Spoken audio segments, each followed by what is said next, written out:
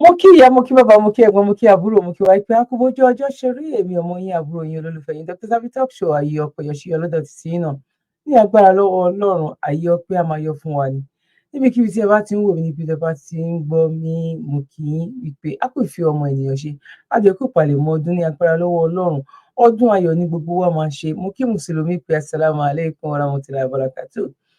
Bẹ́ẹ̀ náà ni mo kí Kristẹni wípé God bless you. Mo kí gbogbo oníṣẹ̀ṣe náà wípé gbogbo àtọ́ àsúre ìwòrìwò àgbò àtọ́ ní agbára lọ́wọ́ Ọlọ́run.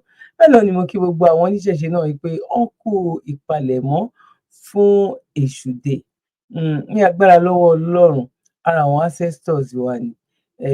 Ọjọ́ náà ire ni gbogbo wa máa ṣe o. Ojú wa ò ní ríbi, etí wa ò dẹ̀ ní gbọ́ ìbànújẹ́ ní agbára lọ́wọ́ Ọlọ́run. A ti máa ṣe ọdún yìí náà, Ọlọ́run á jẹ́ ká máa ṣe ọ̀pọ̀lọpọ̀ ọdún láyé nínú ọlá ńlá, nínú ìfọ̀kànbalẹ̀, nínú ìdẹ̀ra bó ṣe máa rí nìyẹn. Now, ẹ̀yin bàbá mi, ẹ̀yin ìyá mi, ẹ̀yin ẹ̀gbọ́n mi àti àbúrò mi, àtẹni tó lẹ́sìn àti ẹni tó tiẹ̀ lẹ́sìn, mo kí yín, mo rí yín, mo yìn yín. God bless you. Ọlọ́run tó láyé tó lọ́run. Ọlọ́run ni kó tó di wípé àmì ẹ̀sìn èèyàn la kọ́kọ́ jẹ́. Ìjọ́mọ ènìyàn ó ṣe kókó, ó ṣe pàtàkì. Èwo la wá gbé wá fún wa lọ́jọ́ títí òní láì má gbára wa lákòókò tó máa jẹ́ pé pápápá ni mo máa ṣe tí mi ò tiẹ̀ ní jẹ́ kó pẹ́ rẹpẹtẹ. Ọlọ́run á ṣàánú fún wa, Ọlọ́run á gbàdúrà wa, Ọlọ́run ò ní ṣì wá lọ́nà. Ẹ jẹ́ àkọ́kọ́ sáré ṣe cup of tea kékeré báyìí máa ń ṣe. God bless you. Bọ́ àní ṣe púpọ̀ lórí program eléyìí, bóyá ẹyọ kan la máa ṣe kó má bàa lọ gba àkókò wa. God bless you, one love. Ọdún ọdún ìyá yàgò, ọdún ọdún ìyá mẹ́rin gidi. Gbẹ̀gẹ̀dẹ̀ láòyè o. Bẹ́ẹ̀ni, ọdún yìí ṣe ń lọ sópin. A kọrin ọpẹ́ pẹ̀lú ìrètí wípé kọ́dún yabo kó sì mìrìngìdì fún gbogbo wájú tàtẹ̀yìn wá lọ. Ló jẹ́ àtètè bẹ̀rẹ̀ àlàkalẹ̀ ọkọ̀ ọ̀jọ̀kẹ́ ètò à ń tẹ̀lé ní Zabby Life Saver Foundation. Fún ẹ̀yin olólùfẹ́ wa gbogbo tó máa ń bá wa dáṣètò Remember in December. Tá a fi múnú àwọn èèyàn wa tó kù díẹ̀ fún láwùjọ dùn nílé. Tọ́dún fi ń dùn tó ń yabo. Tó mìrìngìdì fáwọn náà pẹ̀lú ní Zabby Life Saver Foundation. A ti bẹ̀rẹ̀ àkójọpọ̀ ẹ̀bùn àtóúnjẹ ọdún lọ́kàn ọ̀jọ̀kan báyìí fún àwọn arúgbó wa. Ó pọ̀ àti àwọn tó kù díẹ̀ fún láwùjọ wa. Kí ètò Remember in December wa ọdún yìí lè gbèrú. Bá a ṣe ń ṣe látọdún méje sẹ́yìn wá lọ. Pẹ̀lú àánú Ọlọ́run àti àtìlẹ́yìn ẹ̀yin ẹlẹ́yinjú àánú. Bó sì rẹsì lẹ́ni tàbẹ́wà. Iṣu tàbí sẹ̀mó. Epo òróró àbí magí. Ó sata lẹ́ni ni tàbí yọ̀. Ó jásọ lẹ́ni tàbí bàtà lẹ́ni. Owó àti ohun míì tẹ́ bá ní láti fi múnú àwọn èèyàn dùn nílé. Lórí ètò Remember in December wa ọdún yìí. Ẹ fi ṣọwọ́ sí ọ́fíìsì wa nílé. Number 6 Brahman Street. Opposite Methodist Church. Sabo Ṣàgámù Ògùn State. Tó bá ṣe lókè òkun ni. Ẹ pe Dr. Zabby lórí ẹ̀rọ wọn. Tí wọ́n sì máa ṣàlàyé fún yín bẹ́ẹ̀rù náà ó sì máa tẹ̀ wá lọ́wọ́. Tó bá sowó lẹ fẹ́ fi ràn wá lọ́wọ́. Ẹ fi sínú àsùnwọ̀n yín níbikíbi tẹ́ ẹ bá wà lágbàáyé. Account number 579-868-6013. Account name Zabby Life Saver Foundation. Bank FCMB. Ẹ ti lè ràn wá níṣẹ́ fún àwọn èèyàn yín tẹ́ ẹ fẹ́ fún nìkan ọdún nílé. Léyìíkéyìí ìlú tán bá wà àti ìlú tẹ́yìn gan bá wà pẹ̀lú. Lórí ètò Zabby Life Saver Foundation. Wọ́n àlàyé síwájú sí i. Ẹ lè kàn sí ọ́fíìsì wa tàbí kẹ́ pé home coordinator wa lórí +234-812-575-4494 bí kẹ́pẹ́ +234-708-434-5696. Bákan náà ni ẹ lè pe Dr. Zabby gan sórí +447-440-715-542. Zabby Life Saver Foundation ló ní ẹja pawọ́pọ̀ kọ́dún ọdún yìí lè mìgìdì fún gbogbo wa. Ìyá mẹ́rin gidi. Gbẹ̀gẹ̀dẹ̀ láòyè o. Ọdún ìyá yàgò. A kí yín káàbọ̀ sórí ètò lẹ́ẹ̀kan sí wípé akúbójú ọjọ́ ṣe rí one love. Nǹkan tó yàyàn lẹ́nu, nǹkan tó bá jọ nǹkan náà la fi máa ń wé nǹkan. ẹ fìdílé nǹkan tàbí kẹ́ wá nǹkan láti fìdílé. Mo lémi nìkan kọ́ ni máa rí eléyìí. Ẹ̀yin ìyá mi, ẹ̀yin bàbá mi, ẹ̀yin ẹ̀gbọ́n mi àti àbúrò mi àti ẹ̀yin tá jọ jẹ́ ẹlẹ́gbẹ́ tí ẹ máa ń bá wa pín ètò wa, mo kí yín, God bless you. Bẹ́ẹ̀ náà ni mo kí gbogbo ẹ̀yin tí ẹ máa ń fi comment sílẹ̀, ẹ mọ̀ pé mi máa ń jí comment wò. Ẹ ṣé gan ni, God bless you. Bẹ́ẹ̀ náà ni mo kí gbogbo ẹ̀yin tó jẹ́ wípé sídìí kan àti túkejì báyìí, ẹ ṣáà máa ṣe kí ni, ẹ máa bá wa pín. Gbogbo nǹkan tó bá wù kẹ́ máa ṣe, a jọ ń ṣe ni. Torí ẹ̀ ló jẹ́ wípé mi ò ní followers. A jọ máa ń ṣe ni gẹ́gẹ́ bí mo ṣe máa ń sọ. Èèyàn kan ò lè sọ pé ó gbọ́n ju èèyàn 1000 lọ. Àgbéyẹ̀wò la jọ pé eléyìí torí pé kí ni Ọlọ́run ò ní jẹ́ kí n ṣìwé, ẹ̀yin náà ní ṣì mí gbọ́. Ẹ̀yin lẹ máa ń bá mi fi làákàyè gbé, ẹ̀yin lẹ máa ń bá mi fi òye láti fi túmọ̀ àwọn Yorùbá mi. Ẹ ṣé gan ni. Ọlọ́run á pọ́n yín lé, Ọlọ́run á gbàdúrà yín, Ọlọ́run ò ní fi kankan sílẹ̀ nínú gbogbo wa. Èyí tí mo rí tó yà mí lẹ́nu ó wá wọnú ara wọn. Ó jọ mọ́ àwọn nǹkan kan tá a ti ń sọ lórí ìkànnì tẹ́lẹ̀tẹ́lẹ̀. Ẹ má dẹ̀ gbàgbé wípé àti Mùsùlùmí àti Krìstẹ́nì àti oníṣẹ̀ṣe gbogbo wa pátápátá la jọjọ́ ọmọ ìyá kan náà. Bọ̀ níbi tí ọ̀rọ̀ yìí dé lọ́jọ́ títí òní, a kàn láti máa gbé wá ni wípé àwa nìkan kọ́ o. Ẹ má rò pé ọmọ Yorùbá nìkan kọ́ ló ń sọ wípé ilé ti tó lọ. Ilé ti tó lọ ta tó wá ń sọ ni wípé kò sí èèyàn kankan tó lè pè èèyàn kankan wípé wá ṣe ẹ̀sìn òun. Àyàfi tó bá wùn láti ṣe. Máìdì ọ̀rọ̀ Yorùbá nation dẹ̀rẹ̀ kò sí nǹkan tó jẹ́ wípé bóyá ọ̀rọ̀ ẹ̀sìn ń bẹ. Ọ̀rọ̀ Yorùbá nation gan ọ̀rọ̀ ọ̀làjú ni ló wọ inú ẹ̀. Torí pé kí ni a máa ní freedom, oníkálukú máa lè ṣe ẹ̀sìn tó bá yàn láàyò, tó bá mọ̀ wípé òun lè lọ pàdé pẹ̀lú Ọlọ́run òun pẹ̀lú ìdùnnú, òun lóníkálukú máa ṣe. Sódà ikú á ké bí eku, ẹyẹ á ké bí ẹyẹ, ọmọ èèyàn kan á fọhùn bí ènìyàn. Àwọn ìyá àti bàbá gan wọ́n máa fún wọn ní education débi pé wọ́n máa educate wọn, wọ́n máa lè mọ̀ wípé òkè ọmọ ó ní freedom láti yàn. Ṣé mọ̀ wípé wọ́n sọ fún wa, àwa ìran wa ò rí bẹ́ẹ̀. Tí ìran wa bá rí bẹ́ẹ̀, wọn ò ní gba ẹ̀sìn àjòjì, wọn ò ní gbà wọ́n lálejò. Ìran wa gangan fúnrara wa, àwa gan o, a ní gbogbo nǹkan táwa ń ṣe sẹ́ẹ̀. Àwọn ìṣẹ̀ṣe wa òun lòyìnbó ń padà ló ń ṣe ìṣẹ̀.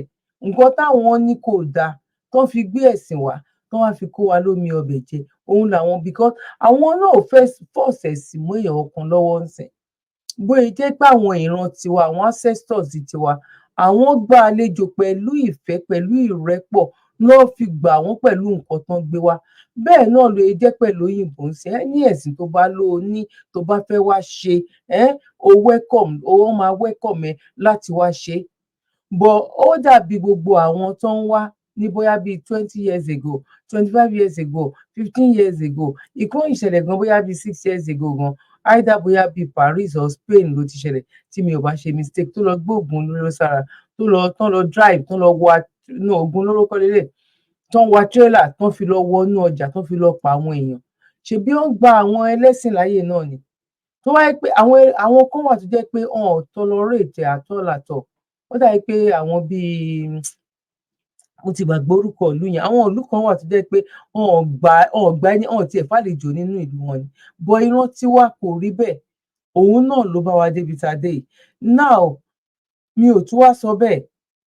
Oníkálukú ó máa free láti ṣe ẹ̀sìn tó bá wù ú láti ṣe. Ibẹ̀ la dé yìí sí, ibẹ̀ la ń lọ. Kò possible kí Mùsùlùmí force oníṣẹ̀ṣe, kò possible kí oníṣẹ̀ṣe ó lẹ́sìn o. Àti pé nǹkan tó wà nínú constitution Nàìjíríà nìyẹn. But Nàìjíríà ṣó ń exist ni. Because ẹni tó bá ṣòfin tí ò bá tẹ̀lé òfin yẹn, ṣòfin tó ṣe yẹn ṣó make sense ṣá. Tàbí ẹni tó ní kó má jalè, kó wá jẹ́wọ́ gangan ló ń jalè.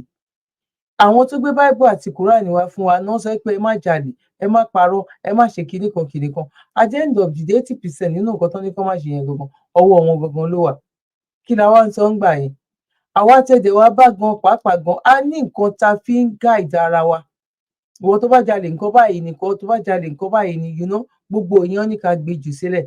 Gbogbo atótó arére ọ̀rọ̀ tí mo fẹ́ sọ ni wípé èmi ò bá tìjà wá àwọn nǹkan tèmi bá máa sọ lórí platform mi, torí pé kí ni, kódà gan ìgbà tí mo sọ wípé mi ò ṣe Islam mọ́, mo rí àwọn kan títí di up to date tó ń jọ mí lójú ṣe ọdún mo rí àwọn kan tó jẹ́ pé wọ́n lọ wọ́n sún sẹ́yìn that means to say ó ti rí wípé àwọn ò dúró fún ìjọmọ ènìyàn nìyẹn tó o bá ti ṣẹ̀sìn wọn àwọn ò lè bá ẹ ṣe tó ti yé yín sìn mo dẹ̀ rí àwọn èèyàn tó jẹ́ pé wọ́n jọ mí lójú to the core wípé mùsùlùmí ni wọ́n ìṣọ́ mùsùlùmí tó tún náà ni wọ́n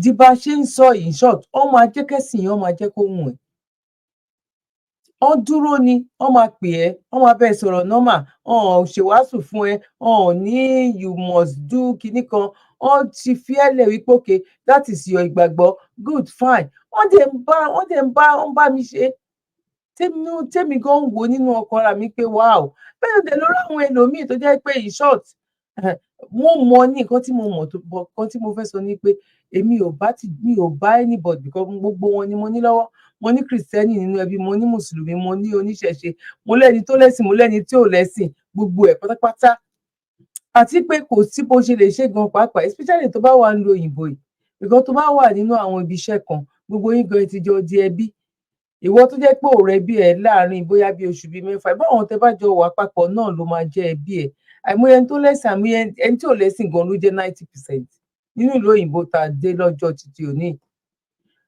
most people láti Iran ni mò ń sọ èyí mi ò sọ láti Africa Iran Iraq gbogbo àwọn ìlú yẹn Saudi Arabia I'm telling you ẹ lọ gbá research lé lórí ṣẹ́rí nǹkan tẹ eléyìí ò wá tún sọ̀rọ̀ research nǹkan tí mo mọ̀ ọ́ ni mò ń sọ yìí tí wọ́n bá ti dé ìlú òyìnbó báyìí wọ́n wá máa bèèrè lọ́wọ́ wọn pé ṣé bí Islamic country lẹ ti wà náà báwo ló ṣe wá rí báyìí àwọn ò kírun káwọn tó kúrò lé tẹ́lẹ̀ ìgbà tó ń kún wá débí ṣe mọ̀ pé most of them ló máa ń lo scarf ló máa lo jab àṣé camouflage ló ń ṣe ọlọ́run ẹlẹ́dàá ń gbọ́ náà ìyẹn kọ́ la bá wá lọ́jọ́ títí òní wípé kí la fẹ́ lò níbẹ̀ yẹn ni wípé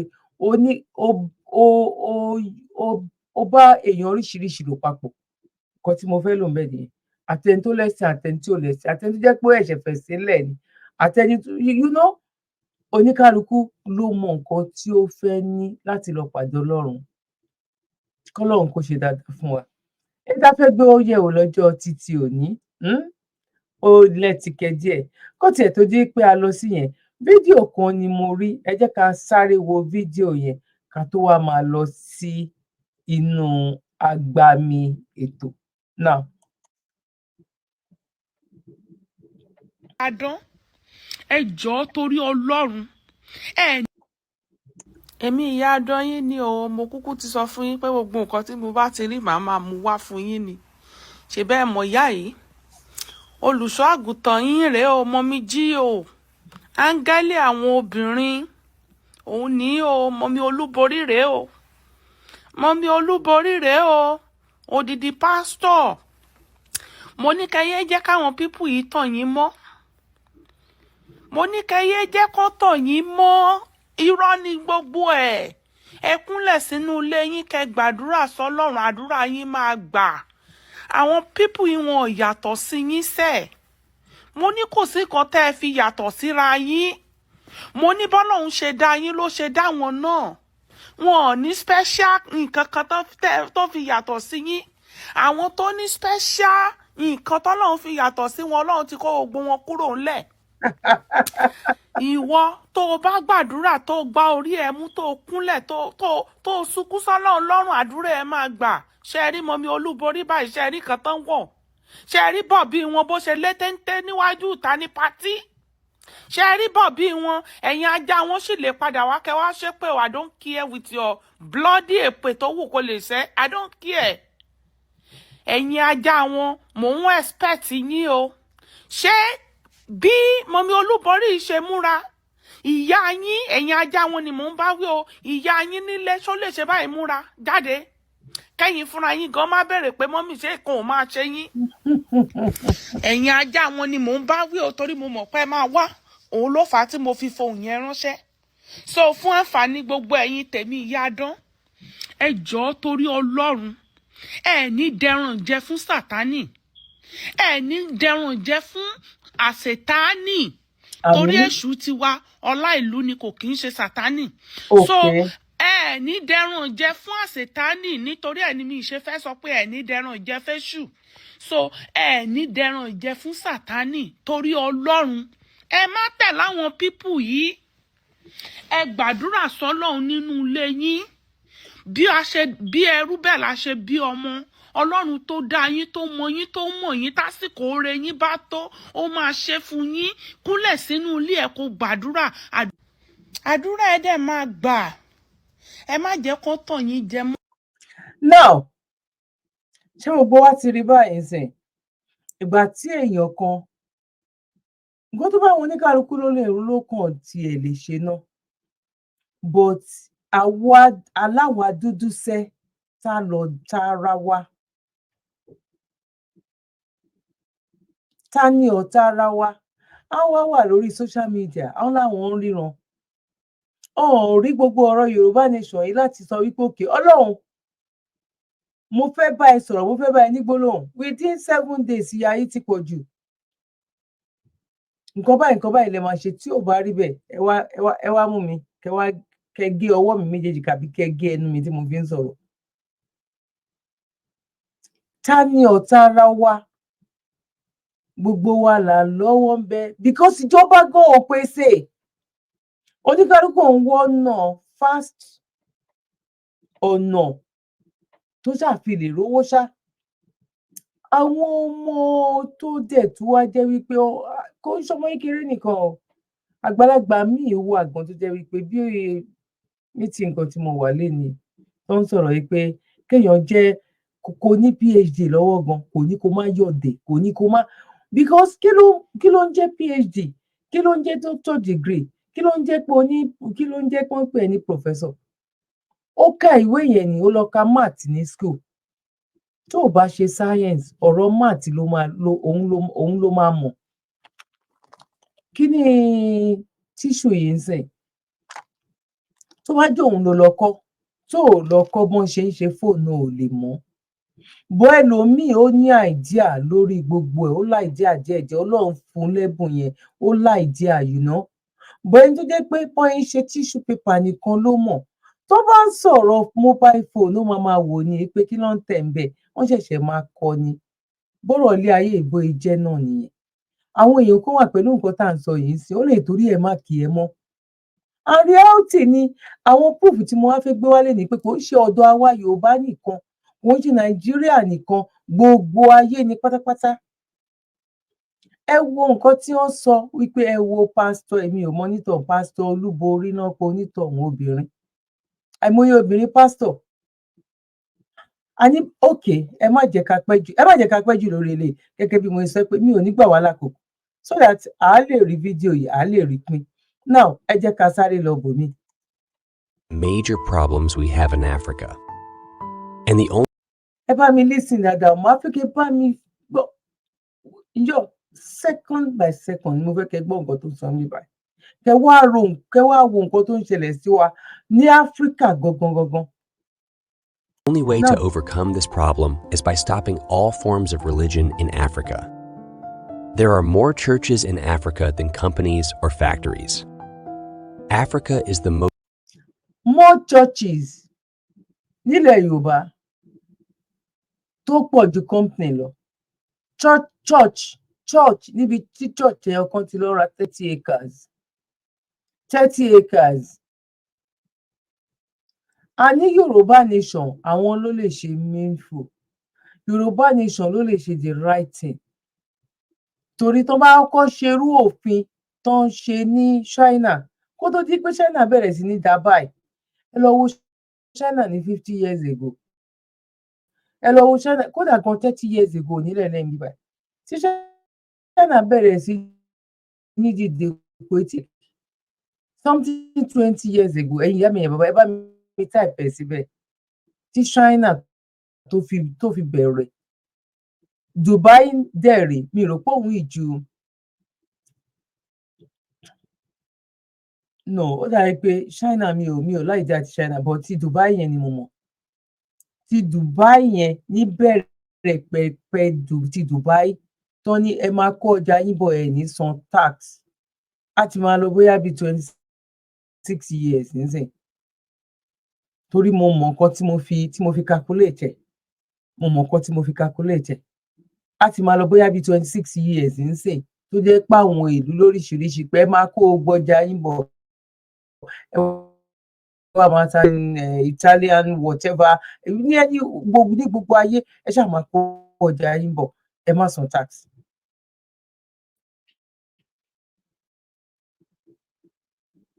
But China, ẹ wo China náà, ẹ wo bọ́n ṣe gòkè àgbà.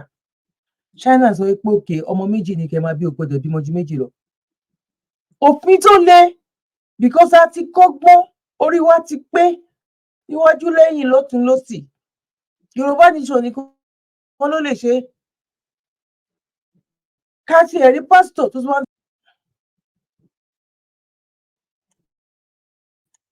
Most religious, most prayerful, and most God-fearing continent in the world, but yet tagged the most poorest and undeveloped in the world.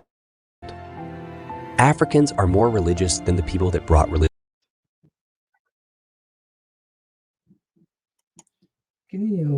Companies or factories.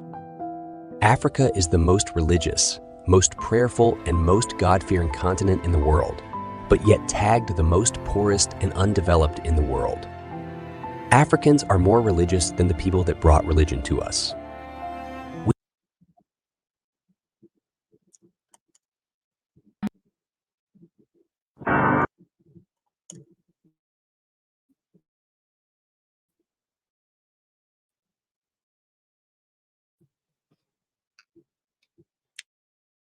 Ẹ wo àwọn tó wà ńbẹ̀ yẹn o, àwọn China ni o. Ọ̀dọ̀ àwọn China ló ti lọ ṣe, àwọn ló ń ṣe Kampala fún wa yìí o.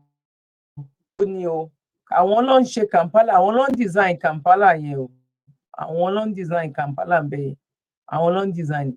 Ẹ bá wa béèrè lọ́wọ́ àwọn pásítọ̀ wa, èwo ni àwọn rí ṣe fún wa? Èwo náà fi dá sí ọ̀rọ̀ wípé ilẹ̀ yìí kò wà òkè sẹ́ẹ̀. Eku òkè bí eku, ẹyẹ òkè bí ẹyẹ, ọmọ èèyàn fọhùn bí ènìyàn. Ṣé ti rí company wípé ọ̀dọ̀ àwọn òyìnbó aṣọ, ẹ wo aṣọ tó máa kó wá fún wa, tó máa wá tà lọ́dọ̀ wa. Ìgbà tó jẹ́ pé tó bá ti mú sample lọ fún wọn, àwọn dúdú náà ni àwọn náà máa ṣe. Now ẹ jẹ́ ká sún síwájú gẹ́gẹ́ bí mo ṣe sọ wípé mi ò ní gbà wá lákòókò. Ẹ jẹ́ ká lọ gbọ́ nǹkan tí lady sọ náà.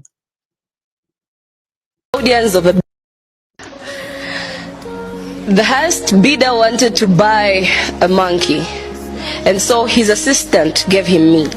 And this is what I had to say. I'm African, but I'm not a monkey, a gorilla, or a chimpanzee. Yes, we're custodians of the best wildlife. We house the most unique creatures to ever exist in this life, like the African elephant, the lion whose tribe is Judah, the cheetah and the zebra. Have you looked at an okapi or at the beauty of a mantled gereza? We do not bite, we are depictions of congeniality. You should go back to learn your A's and B's and not those stories that they tell you about us, because we are all about family trees. Roots are strong as a mukula, and we only get stronger and better. Tule kola. We're all about cultural diversity. We believe in unity. The spirit is Ubuntu. Fweva ishibo tuntu. We hail from the land of the sun. We are natural bred warriors. We are children of the deserts, the savannas, the plateaus, the mountains, and the valleys, the keepers of our grandparents' stories. If Wakanda is something new to you, we have lived our lives with the spirit of a black panther. This blood, this is the blood of Shaka. This soil, this is the soil which birthed greats like Utatama Diva, and we cannot run away from the great musicianship or the unique artistry of legends like Dube, Oliver Mtukuzi, or Paul Ngozi. Africans.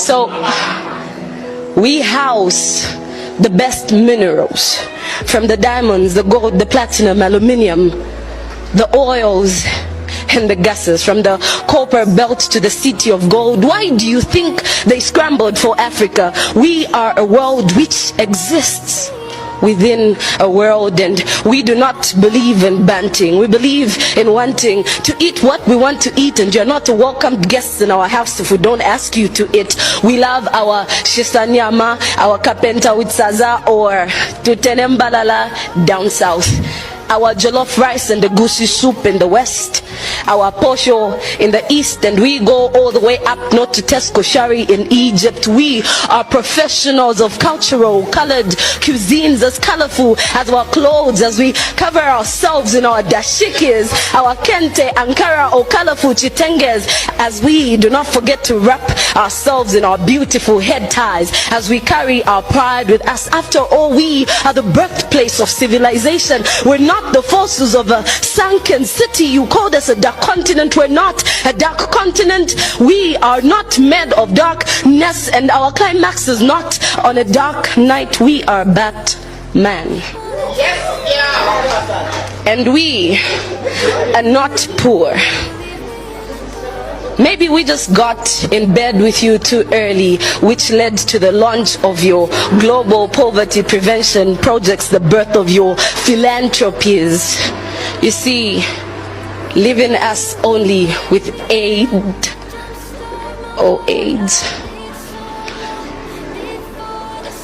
Who needs chains for the 21st century slave?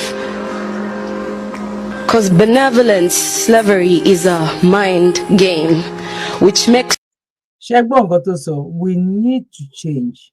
Eléyìí ò ń ṣọmọ Yorùbá ń sìn, kò ń ṣọmọ Nàìjíríà ń sìn. Aláwọn generation tó ń bọ̀ sẹ́, àwọn generation tó ń bọ̀, wọ́n rí wípé lóòótọ́ àti òdodo. But ẹ rí àwa, ẹ jẹ́ ká máa bá lọ bẹ́ẹ̀ ká máa bá. But àwọn tó ń bọ̀ náà leléyìí o. Because ọmọ táwọn eléyìí máa bẹ̀rẹ̀ sí ní máa bí ń sìn, tọmọ tí wọ́n máa bí kò pẹ́ mọ́ kò jìnnà mọ́, another generation nìyẹn. Understand sìn. But a ti ń prepare sílẹ̀. Now, you believe that emancipation is just an ocean of imagination you can walk in but never get wet, and I can still hear them bidding. Stop bidding. So the white man bid the highest, and his assistant offered him me when he wanted a monkey. Did you think the assistant was white? He was black. Africa is not for sale. Africa is not for sale. Now, are the same people who design greetings Africa. Àgbájọwọ́ ni mo gbé wá lálẹ́ yìí o, lọ́sàn-án yìí o, láàárọ̀ yìí o, lóru o, ìgbàkigbà tẹ́ bá wò. Àgbájọwọ́.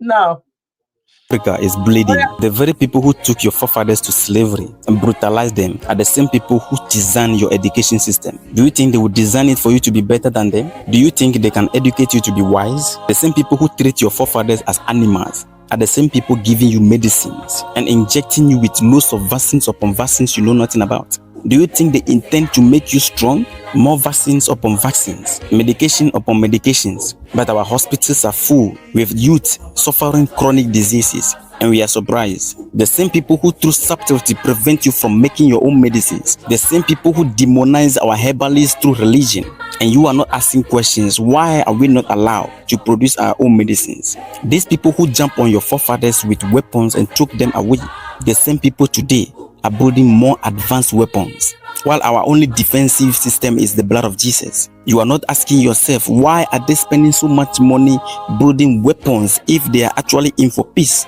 You see their military base surrounding you and you are not afraid. The same people who drag your forefathers to slavery by force, you see their military base surrounding you and you are not afraid. Do you think if any European or Arabic nation or any of those nations which enslave our forefathers, if any of them jump on any African country today, do you think someone would intervene? You lie bad.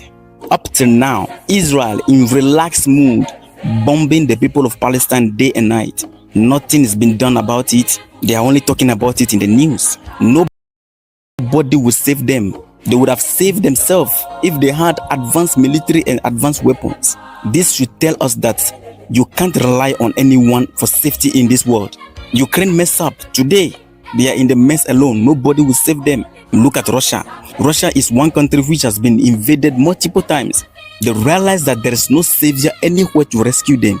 So they put all their resources into building weapons and strengthening their military for defense. And today they are free. Africa ẹ máa rí àwọn tó ń sọ̀rọ̀ mo yìí ń gbé wọn bọ mo yìí ó yìí láwọn kan tí mo máa ṣó pé ẹ wo èyí tó sọ̀rọ̀ tán ẹ rí i pé ọmọ ékeré ni ọmọ ékeré 20s nìyẹn máa wà eléyìí bóyá bíi 30s ló máa wà ẹ wá ìmájí ọmọ táwọn yẹn náà bá bí áfíríkà ní ká má ṣẹ̀sìn wa but káwa náà oh my god mo ti gbé fídíò yẹn kúrò tó bá yẹ pé a gbọ́ nǹkan tí ẹni tó gbé fídíò mọ́mí pásítọ̀ yẹn wá oníkálukú ṣàdúrà nínú ilé ẹ̀ pé ọlọ́run rẹ̀ pé ẹlẹ́dàá ẹ̀ ọkùnrin ń gbá wa obìnrin ń gbá wa ọmọ kékeré ń gbá wa àgbàlagbà náà ń gbá wa òyìnbó gbẹ̀sìn wa ló fi wá gbá wa àwọn dúdú ń sìn àwa náà láti wá fi wá ń gbára wa because artificial ọ̀nà fún lọ́nà ọ̀run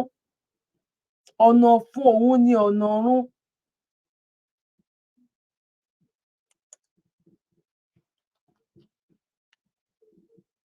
is the only continent which is depending on others, while others are building defensive capacity. The best we build is church. Africa, someone who considers himself as your master will never want you to be better than him. How would you leave the fate of your health, the food you consume, the things you learn to become better? You leave all your fate in the hands of your slave masters, including your safety and security. Our education system is designed to lie to us.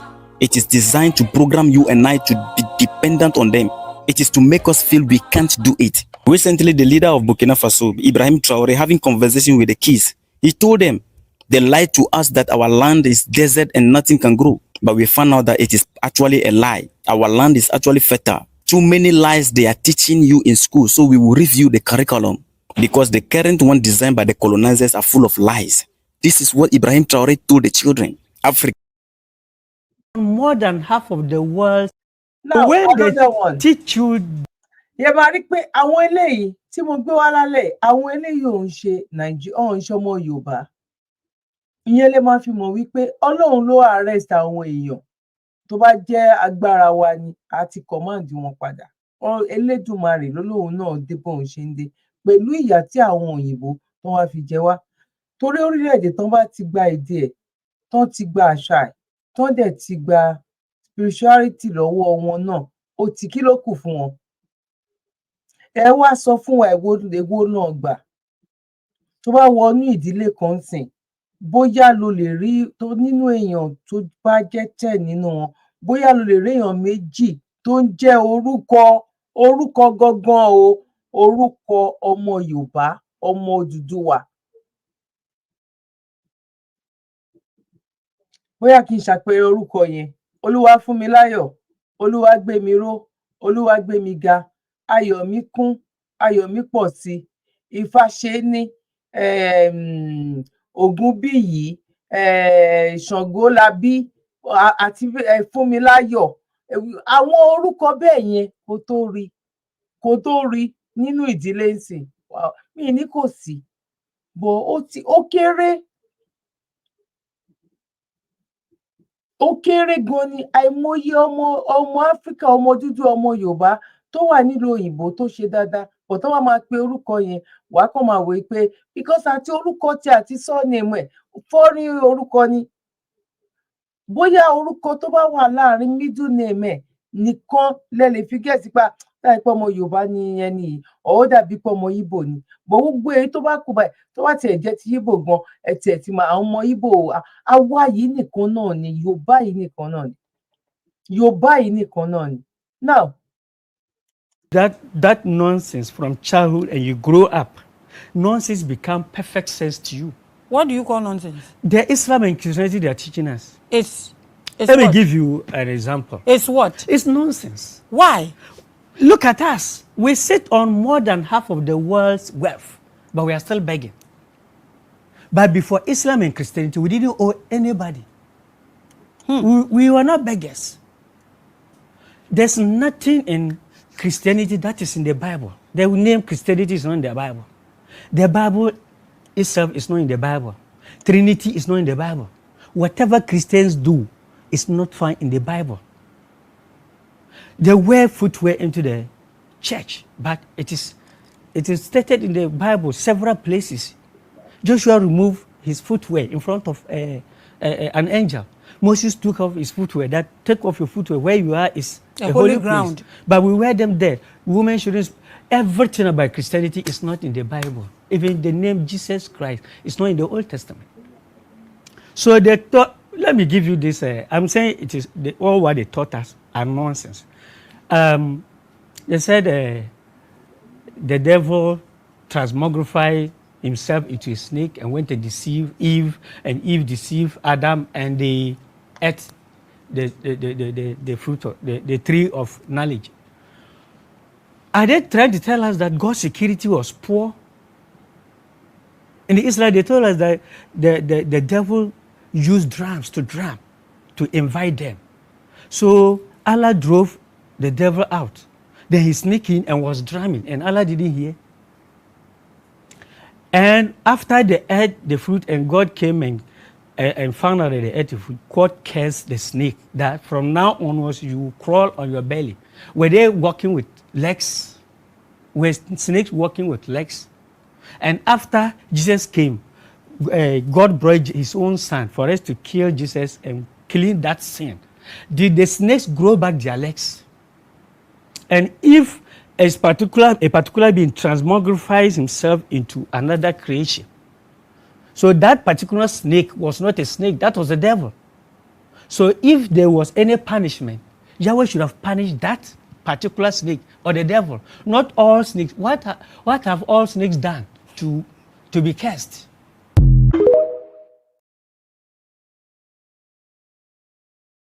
So guys, I was walking around the streets of Abuja and noticed this thing on all the street lights. I'm just putting this out there because if they sold Nigeria, they should let us know. Which one is China aid for a shared future? Who is sharing future with these people? I beg, my future is secured. All the traffic lights, almost all the traffic lights have this thing on them. China aid for a shared future. I know that Chinese are helping us, but this one is becoming too much. Please, what? Sherry, because àwọn olóṣèlú àlà wọn jẹ wá, wọ́n tún fẹsẹ̀ wọ́n fi ń kó wa lómi ọbẹ̀ jẹ. Àní church mélòó lẹ rí sẹ́ kóun náà sọ wípé òun ní nǹkan tóun tiẹ̀ lè máa produce. Ẹ ti rí nǹkan tán ní China kó wa. China ló tún kó traffic light wá fún wọn ní Abuja.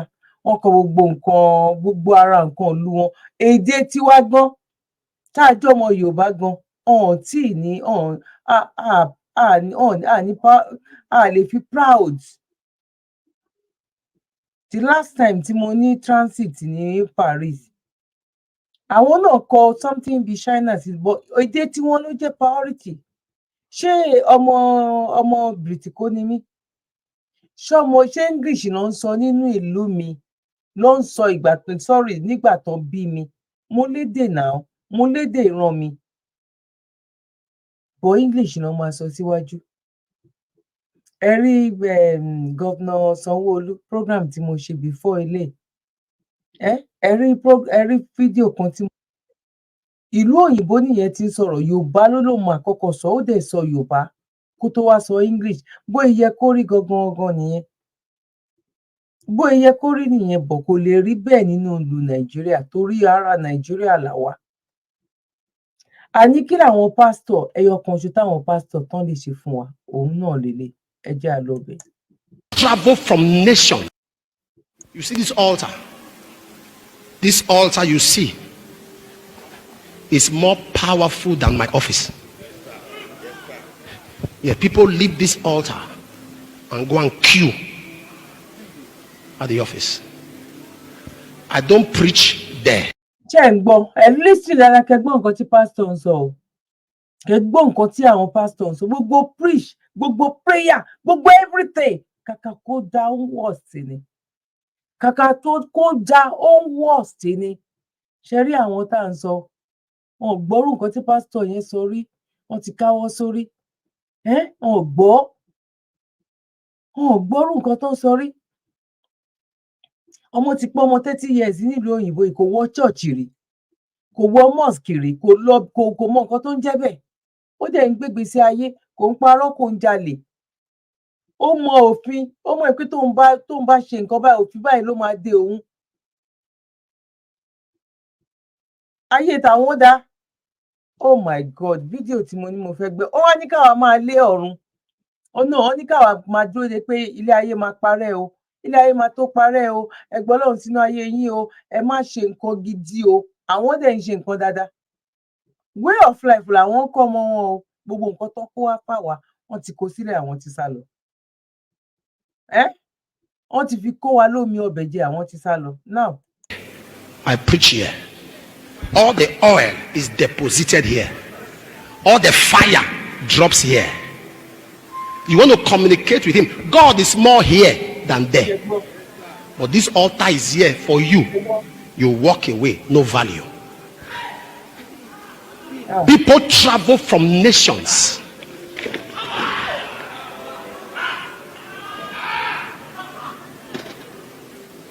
People travel from nations to come here. yes, Just to kneel on that altar. yes, The seats, all these chairs alone, the seats you are sitting on, the chairs alone communicate power. yeah. But many of us today will come into that house, walk out with our troubles, walk out with our sicknesses, walk out with our delay, walk out with our confusion, walk out with our hardship.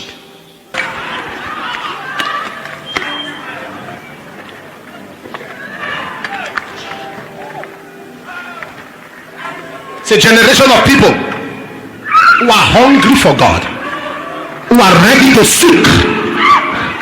seek him.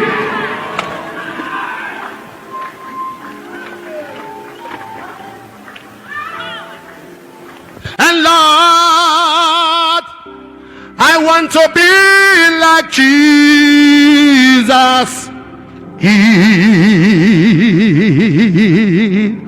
Na my heart, Ashama na majaba. Oh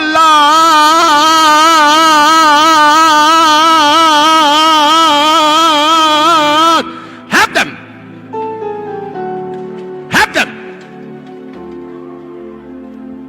I want to be like Jesus. And Lord, I want to be like Jesus.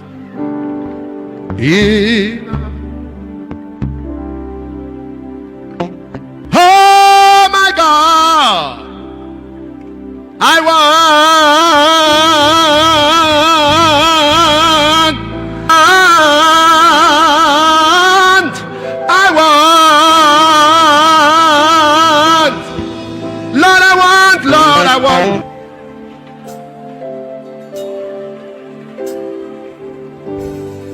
to be like Jesus.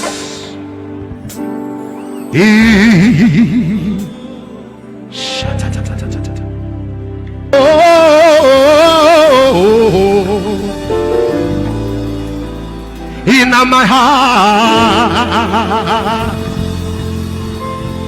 in my heart, in my heart, there's a revival. There's a revival going on. Not of gold, not of silver. God, make me.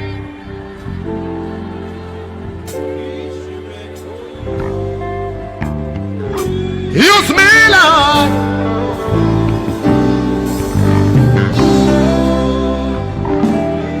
Touch.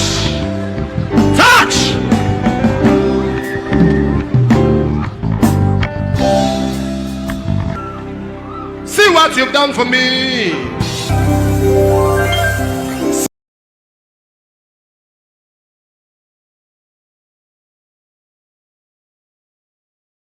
Sorry, ṣẹ́rí bá ṣe ń ṣe ara wa. Kò yé yín sìn, ṣẹ́rí bá ṣe ń ṣe ara wa. Àwa sọ wípé àwọn olóṣèlú ń gbà wá. gbogbo wa là lọ́wọ́ ń bẹ gbogbo yín lẹ lọ́wọ́ ń bẹ bí ilẹ̀ Nàìjíríà ṣe dà yìí gbogbo yín lẹ lọ́wọ́ ń bẹ bí Áfíríkà ṣe dà yìí bọ̀ a dúpẹ́ lọ́dọ̀ Ọlọ́run wípé àwọn èèyàn náà wọ́n ti ń jí ojú wọn ti ń là orí wa ti ń pé àti mọwọ́ ọ̀tún yàtọ̀ sọ́wọ́ ọ̀tún àti mọwọ́ òsì yàtọ̀ sósì ní kéèyàn báwo ta ni ẹ tó máa ní kéèyàn kan má ṣẹ̀sìn tiẹ̀ bọ̀ ká ṣe ẹ̀sìn pẹ̀lú orí pípé ká ṣe ẹ̀sìn ká má di ọ̀tá ara wa tá bá jẹ́ni ni ọmọ tó wà nínú ẹ sọ wípé òkè o Christian ni mo fẹ́ ṣe babaláwo ni mo fẹ́ lọ kọ́ṣẹ́ fi sílẹ̀ kẹ́ lè jọ ní ìrẹ́pọ̀ ẹ jẹ́ ká foníkálukú wálẹ̀ pẹ̀lú Ọlọ́run tó láyé tó rọrùn now pápápá ni mo fẹ́ ṣe ẹ̀yin ìyá mi ẹ̀yin bàbá mi ṣe rí pé mi ò gbé ìpolówó kankan wá bó ṣe mú mi lára pé ká sáré ṣe nǹkan tí a fẹ́ ṣe ẹ jẹ́ ká gbọ́ nǹkan tí ẹni yìí sọ. ẹni tó ń sọ̀rọ̀ yìí o eléyìí náà kì í ṣe ọmọ Nàìjíríà o eléyìí ò ń ṣe ọmọ Nàìjíríà ṣe rí gbogbo itú tí Sulaiman tó yìí fi wọ́n pa ẹlòmíì á lọ sí church ó máa lọ gbé àpá lọ sílé ẹlòmíì máa lọ sí church ibẹ̀ nílé ayé ẹ̀ máa ti bàjẹ́ ó máa fẹ̀yìn gbá chair ó máa forí ìlú nǹkan ó tún ní hospital tó fẹ́ gbé lọ o tó bá délé lẹ́yìn bíi ọjọ́ mẹ́ta á ní ìyá kan ló ranjú mọ́ òun láti ọjọ́ tán ti mú àjẹ́ ní Nàìjíríà ṣe rí pé wọ́n mú ìyàwó lówó rí ṣe rí wípé ṣé wọ́n mú ìyàwó lówó àwọn ìyá tó jẹ́ wípé à ń bẹ lọ́hùn ọ̀hún tí mọ nǹkan tán ti ẹ̀fẹ́ jẹ náà máa lọ wọ́n nǹkan sí lára tàbí tán máa pò nǹkan sínú kí tán máa láwọn mú àjẹ́ ṣe rí èèyàn kan nínú àwọn tó jẹ́ pé jeep ló gbé wọn débẹ̀ kán sẹ́ pọ́n mú wọn lájẹ́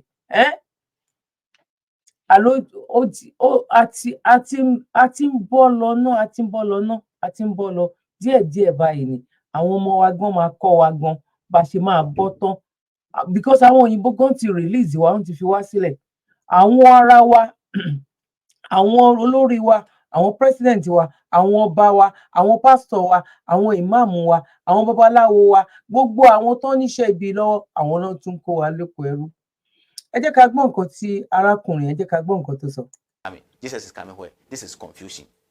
And so anybody watching me, listen, there is no Jesus coming. Nobody is coming to save Africa. We must think, we must use our brains, we must reason for ourselves and create that conducive environment for ourselves. We must put selfishness aside, that the use of I, let's put it aside. Let's be generational thinkers and use our brain. There is no Jesus Christ coming anywhere. There is no God sitting in heavenly throne hearing our prayers. It is not true. My brother, let me give you this revelation. You see, they say nobody has seen God before. God is a spirit. Okay, is that not what, or I'm lying? No. Thank you. How can a spirit be sitting on a heavenly throne? A spirit that is not physical. How can a spirit that is not physical be sitting on a heavenly throne where angels are on his right hand and his left hand? Show me the right hand of air. What is the right hand and left hand of air? No, a spirit is invisible thing. So if God is invisible, why are they telling us that God is sitting in somewhere in heaven on a throne? People will be on the right hand and the left. These are all confusion. But then, you see, I will not blame those who came out with all this concept. That was the knowledge then.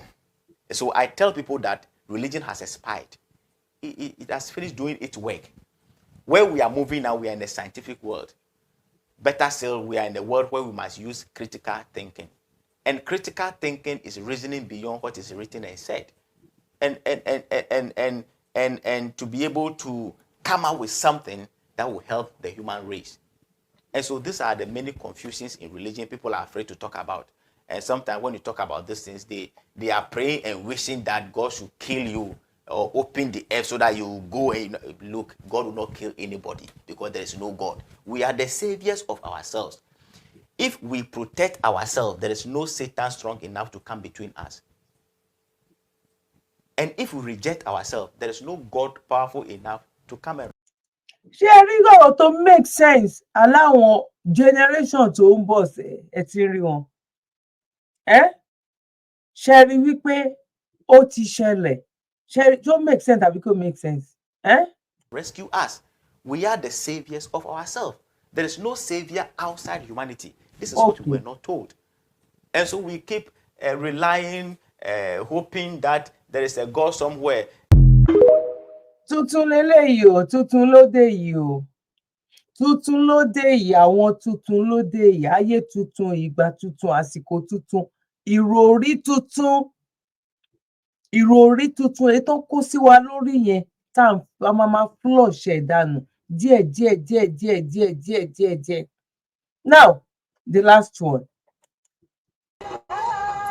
Here is nǹkan tó ní ká má ṣe leléyìí o, at the end of the day tàbá wá ń continue báyìí lọ a kàn wá máa bọ nínú ìwé ìtàn ni pé àwọn ìran wa wọn ní kéku ké bí eku kẹyẹ kó bí ẹyẹ, tó bá ní kó lọ wò ó wà nínú ìwé Ifá. Wọ́n máa rí wípé Ọ̀rúnmìlà ló sọ nínú ìwé Ifá pé wọ́n ní kéku ké bí eku kẹyẹ ké bí òun dẹ̀ la wá ń sọ. Kí ló lè sọ lójúmọ́? Ọ̀rọ̀ tí ò sí wípé òkè ẹni tọ́lọ́run rán sí àwa náà gẹ́gẹ́ bí òjíṣẹ́ wa, báwa ṣe ń pe àwọn òjíṣẹ́ bòmíì tá à ń fi respect sí, òjíṣẹ́ tiwa tó ní ká kọ̀ sílẹ̀ yẹn, gbogbo èdè tá à ń sọ, gbogbo òwe tá à ń pa tó jẹ́ pé tán bá ṣí àwọn ìwé Ifá yẹn inú ẹ̀ ló wà. Wọ́n ní kán má kọ́ wa, wọ́n ní ká má lọ bẹ̀, wọ́n ní ká má kí wọn, bá a rẹ́ni tó gbé ìlẹ̀kẹ̀ sọ́wọ́ a máa sá lọ fún ni torí pé a ti rí wípé ọmọ èṣù ni. Wọ́n dẹ̀ sọ fún wa wípé èṣù ló ṣe nǹkan tí ò dáa, whereas tó jẹ́ pé orúkọ èṣù tiwa ó sọ èèyàn ní èṣù. Àwọn èèyàn á ní ibùgbà wo náà bí, ṣé ìgbà téèyàn kan bá ń jẹ́ Àdùnní ńsìn ṣé ò lè bí ọmọ míì náà tó jẹ́ Àdùnní ni? Ṣé yẹn wá sọ wípé ẹgbẹ́ ẹ̀ ni tàbí ẹgbẹ́ bàbá ẹ̀ lonítọ̀hún yẹn wá jẹ́? Tàbí àwọn òjíṣẹ́ tí àwa ń pọ́nlé ṣé kò ń ṣe pọ́n bí wọn ní, ìgbà wo náà bí àwọn náà? Tí ìran wa tó ti ń exist kó tó di pé gbogbo àwọn òjíṣẹ́ yẹn tó ń fi dé, kò ń ṣe 50,000 years làwọn ti ń exist. Òyìnbó ti fọ́ gbogbo ẹ̀ lójú, lọ gbá research fúnra rẹ̀, lọ gbá research, kò sí tuntun nínú nǹkan kan, àwa lolórí. Kò sí èèyàn kan tó gbẹ̀yìn tó wá gbẹ̀gbọ̀n, kò sí nǹkan kan tó jọ bẹ́ẹ̀. Ó dàbí ìgbà tí à ń wọ àkọ́kọ́ ń wọ tó bá ìgbà tẹ́ máa wọṣọ, bóyá ẹ kọ́kọ́ wọṣọ kan tó transparent, tó bá yá ẹ tún yí padà, the same aṣọ yẹn náà ni o, aṣọ tó ní o, ẹ máa sọ di, ẹ máa kàn máa yí padà tó lè jẹ́ pé ẹ máa parabolate lójú kan náà ni mo lè gbé bẹ́ẹ̀ kalẹ̀ dáadáa. Lójú kan yẹn náà ni wọ́n mú aṣọ wá láti, wọ́n wá kó kíní epo wa, kí ló fi máa ń ṣe epo yẹn náà? Àwọn nǹkan tó fi máa ń ṣe epo wọ́n wá kó lọ láti ilẹ̀ Yorùbá, wọ́n kó lọ sí China, wọ́n wá lọ ṣe lóríṣiríṣi, wọ́n tún mú epo ẹ̀ wọ́n tún fi ṣe nǹkan míì. Bẹ́ẹ̀ náà ló ṣe jẹ́. Àìmọye, ṣẹ́sìn mẹ́ta nìkan ló wà lágbàáyé ni? No, ẹ̀sìn tó wà pọ̀ rẹpẹtẹ. Bọ̀ nínú ìṣẹ̀ṣe tó ti kọ́kọ́ wà, tó bá jẹ́ pé lóòótọ́ pé àwọn Áfíríkà lọ́lọ́run kọ́kọ́ dá, òun lóníkálukú ti mú èyí tó mú. Good, fine, kóníkálukú wá mú èyí tó mú, bọ̀ ẹ má jẹ́ ká fẹnu bàjẹ́. Àwa táwa ti fẹnu bàjẹ́ yẹn, àwọn ìran wa tán ti fẹnu bàjẹ́ yẹn, àwọn ìsìnyí náà Lédùmarè náà ti gbé wọn dìde pé ẹ bẹ̀rẹ̀ sí ní máa fi ẹnu ẹ tún máa fi tún ṣe. Àìmáfẹ́ni tún ṣe àwọn leléyìí, ẹ̀ṣẹ̀ máa wá gbọ́ nínú ìwé ìtàn wípé wọ́n lé ẹ ti ní nǹkan báyìí rí, ẹ ti ní nǹkan báyìí rí, ẹ máa wá fowó lọ máa kọ lọ́dọ̀ àwọn eléyìí. Ẹ jẹ́ ká gbọ́ nǹkan tẹ́lẹ̀ yìí sọ. Happy Eshu is not Satan Awareness Day. So, here are some cool little facts about Eshu so that you can explore your relationship with him further. So where the Oro Eshu's at? Pull up. So Eshu often destabilizes your life so that you can realign with your higher self. So always trust the process. He removes people quick and he brings people together quickly. Eshu is not Satan, but you can pray to him to remove confusion and illuminate all of your enemies. Sashay. Eshu is not Satan, Lonzo. Only pray. You can pray for him. You can pray to him. You know, the way some religion pray to the maybe the how am I going to call it? Bóyá prophet la máa pè ní o, bóyá ọmọ Ọlọ́run ni, bóyá òjíṣẹ́ Ọlọ́run ni. Bẹ́ẹ̀ náà ni èṣù náà ṣe jẹ́ òjíṣẹ́ Ọlọ́run sí wa. Bá ṣe máa sọ wípé in Jesus name kọ́lọ́run kó gbàdúrà wa. Bẹ́ẹ̀ náà la lè sọ wípé ní Ọlọ́run Elédùmarè gbàdúrà mi ní orúkọ ẹ jẹ́ ká gbọ́ bọ́n ṣe pè mí báyìí. It's not Satan, but be careful. Ọláàlú náà máa ń pè ní orúkọ Ọláàlú Èṣù gbọ́ àdúrà mi. You know, èèyàn kan ló dé tó wá sọ wípé ẹni tó ń jẹ́ tó ń jẹ́ Ṣọlá yẹn o kò ń ṣe Ṣọlá ló yẹ kó máa jẹ́ Sátánì ní ìtumọ̀ ẹ̀. That's all. Nǹkan tó fi wá tó wa lómi ọbẹ̀ jẹ́ nìyẹn. Nǹkan tó fi wá kó wa lómi ọbẹ̀ jẹ́ nìyẹn. That's it. Àwọn tó lọ máa fowó máa kó túmọ̀ everything lọ́wọ́ ẹ̀ àwọn lọ́dẹ yìí. Àwọn náà ti ń bá wa gbé lárugẹ yìí. Because he can hit you from both sides. 1, 2, Eshu's coming for you. 3, 4, he rules all the doors. You better be careful. Eshu is not Satan, but he can communicate with multiple spirits. Come and study Ifa Shay so you know what kinds. Eshu's not. You can imagine. Come and study Ifa Ìṣẹ̀ṣe. Òyìnbó ló ń sọ fún wa yẹn o. Ẹ máa study ẹ̀ because àwọn òun máa ti lọ kọ́ ẹ ṣáà gbọ́ nǹkan tó ń sọ.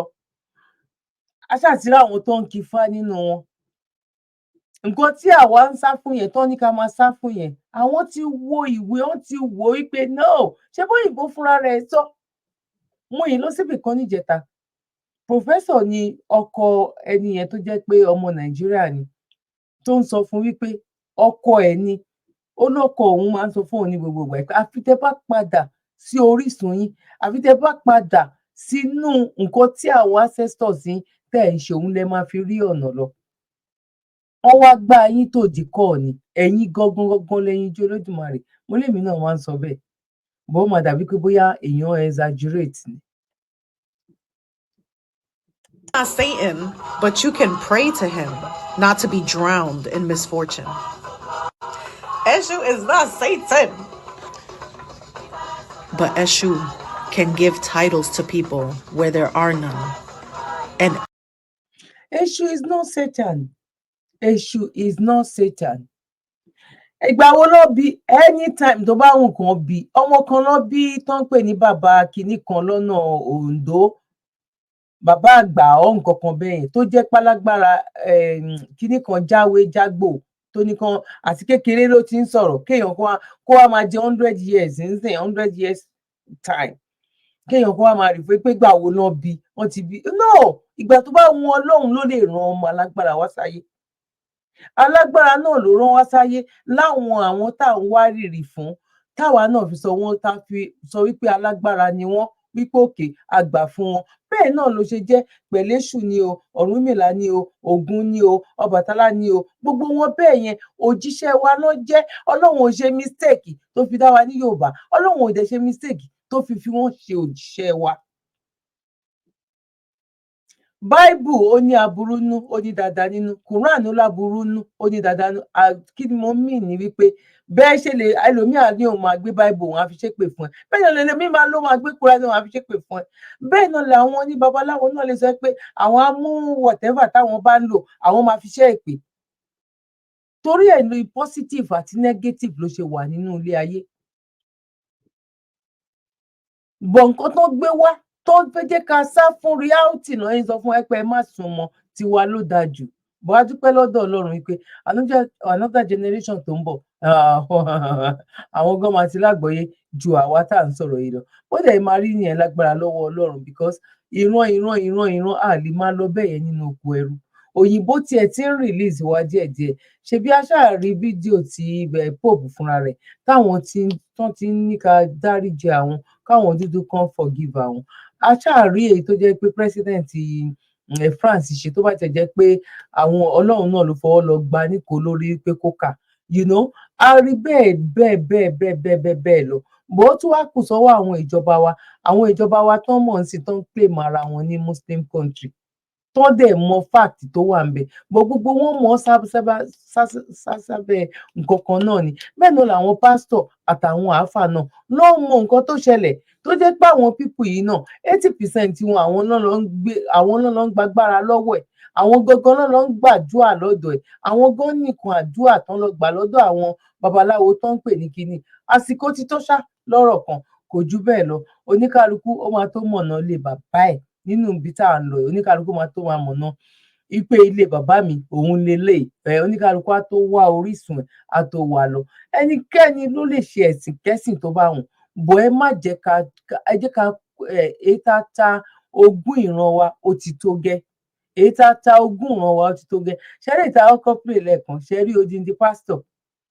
ṣẹ́rí pásítọ̀ tó fẹ́ pè yín pé kẹ́ ṣe túrí Sulaiman náà ṣẹ́rí nǹkan tó ń ṣe sójú wa ọtí tó làtò ẹ̀yin tẹ́ wà ń lo òyìnbó chọ́ọ̀chì mélòó lẹ lọ ní chọ́ọ̀chì ìlú òyìnbó tẹ́ ti rí wọ́n rí gbogbo àwọn afọ́jú àwọn arọ àwọn tó lè ní wà lọ́sítù bọ̀ ẹ wo àwọn tó ń gbá ní ṣọ́ọ̀chì ó tún máa wá lọ sí chọ́ọ̀chì dáràn ẹlòmíín la orí mọ́lẹ̀ kò mọ̀ ẹ́ pé òun ti ṣèṣe ń bẹ̀ kò mọ̀ ẹ́ pé nǹkan kan ti rọ̀ǹgì pẹ̀lú òun adé náà tún máa lọ máa sùn yá tún máa gbé káàkiri inú chọ́ọ̀chì náà ni àfi k'Ọlọ́run kó ṣàánú fún wa kó tú wa sílẹ̀ ju bá a ṣe lérò lọ bírọ́dà mi sísítà mi ìyá mi àti bàbá mi ojú olé mímì ìbéèyàn ọkàn ṣọ̀tá ẹni ejírí òun lè jí ń pa kí Ọlọ́run kó tọ́ wa sọ́nà kó kọ́ wa mọ̀ ṣe mi ò bá àyàn kankan wí ẹ̀dẹ̀ mọ̀ mi ò bá àyàn kankan jà bóyá ohun tí mo fi sọ̀rọ̀ ni ẹ ṣe àforíjì fún mi ọmọ yín ni mo jẹ́ Ọlọ́run ní jẹ́ kí n ṣìwé ẹ̀yin náà ò ní ṣì mí gbọ́ mo kí mùsùlùmí pé assalamu alaikum warahmatullahi wabarakatuh mi ò bá àyàn kan jà bẹ́ẹ̀ náà ni mo kí kìrìsìtẹ́nì pé God bless you àlàyé ni mo ṣe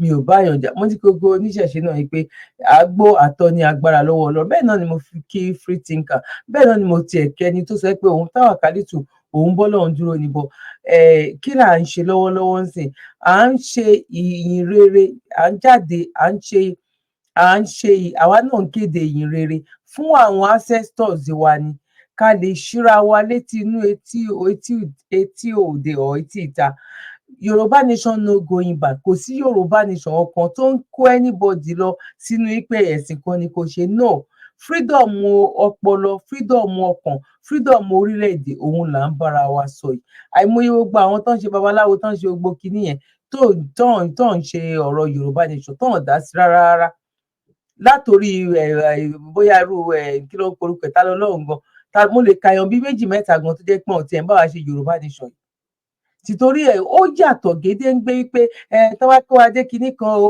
wọ́n máa kó wa wọ́n máa sọ wá dẹlẹ́sìn ìbílẹ̀ no ọ̀rọ̀ Yorùbá nation ó ju bẹ́ẹ̀ lọ torí pé ilé ayé ta wà yìí sẹ́ńtúrì ti yàtọ̀ wípé èèyàn kó máa wá sọ fún èèyàn pé nǹkan báyìí ni kò ẹ̀sìn báyìí ni kò ṣe no it's not allowed ní Nàìjíríà gan kò sí nǹkan tó jọ bọ̀ ọwọ́ agbára òun náà fi múra wọn nínú ìlú yẹn ni kọ́lọ́run kò ṣe dáadáa fún wa mo kí wa lẹ́ẹ̀kan sí pa kó bójú ọjọ́ ṣe rí ẹ bá wa share ètò yìí ẹ bá wa like ẹ bá wa fi comment sílẹ̀ ojú wo lẹ fi wò ẹ ṣe fẹ́ bá mi wí díẹ̀ ń bẹ̀ náà ni nbọ mi ìmúyàn ọkọ ẹ má bá mi wí ẹ má fi comment bá mi wí ok ṣé ó mú yes ẹ bá mi sẹ́pọ̀ mú yes tó bá dẹ̀ mú no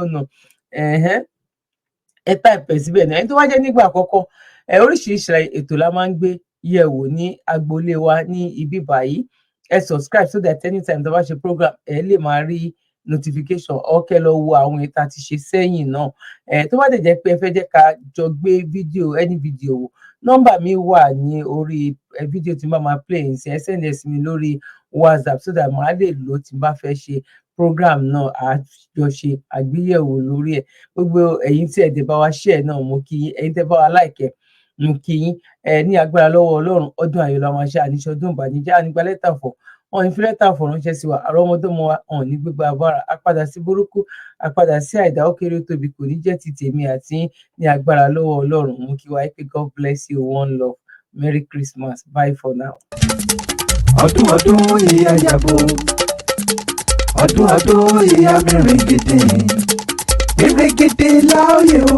bẹ́ẹ̀ni bọ́dún ọdún yìí ṣe ń lọ sópin. a kọrin ọpẹ́ pẹ̀lú ìrètí wípé kọ́dún ó yabo kó sì mìrìngìdì fún gbogbo wájú tàtẹ̀yìn wá lọ. ló jẹ́ àtètè bẹ̀rẹ̀ àlàkalẹ̀ ọ̀kọ́ ọ̀jọ̀kẹ́ ètò à ń tẹ̀lé ní Sabi Lifesaver Foundation fún ẹ̀yin olólùfẹ́ wa gbogbo tó máa ń bá wa dá sétò Remember in December. tá a fi múnú àwọn èèyàn wa tó kù díẹ̀ fún láwùjọ dùn nílé tọ́dún fi ń dùn tó ń yabo tó mìrìngìdì fáwọn náà pẹ̀lú ní Sabi Lifesaver Foundation. a ti bẹ̀rẹ̀ àkójọpọ̀ ẹ̀bùn àtòjọ ọdún lọ́kàn ọ̀jọ̀kan báyìí fún àwọn arúgbó wa opó àti àwọn tó kù díẹ̀ fún láwùjọ wa. kí ètò Remember in December wọ ọdún yìí lè gbèrú bá a ṣe ń ṣe látọdún méje sẹ́yìn wá lọ pẹ̀lú àánú Ọlọ́run àti àtìlẹ́yìn ẹ̀yin ẹlẹ́yinjú àánú. bó sì rẹsì lẹ́ni tàbẹ́wà iṣu tàbí sẹ̀mó epo òróró àbí magi ó sata lẹ́ni ni tàbí yọ̀ ó jásọ lẹ́ni tàbí bàtà lẹ́ni owó àti ohun míì tẹ́ bá ní láti fi múnú àwọn èèyàn dùn nílé lórí ètò Remember in December wọ ọdún yìí. ẹ fi ṣọwọ́ sí ọ́fíìsì wa nílé number 6 Brahman Street opposite Methodist Church Sabo Ṣàgámù Ogun State. tó bá ṣe lókè òkun ni ẹ pe Dr. Sabi lórí ẹ̀rọ wọn tí wọ́n sì máa ṣàlàyé fún yín bẹ́ẹ̀rù náà ó sì máa tẹ̀ wá lọ́wọ́. tó bá ṣòwò lẹ fẹ́ fi ràn wá lọ́wọ́ ẹ fi sínú àsùnwọ̀n yín níbikíbi tẹ́ ẹ bá wà lágbàáyé. account number 579-868-6013 account name Sabi Lifesaver Foundation bank FCMB.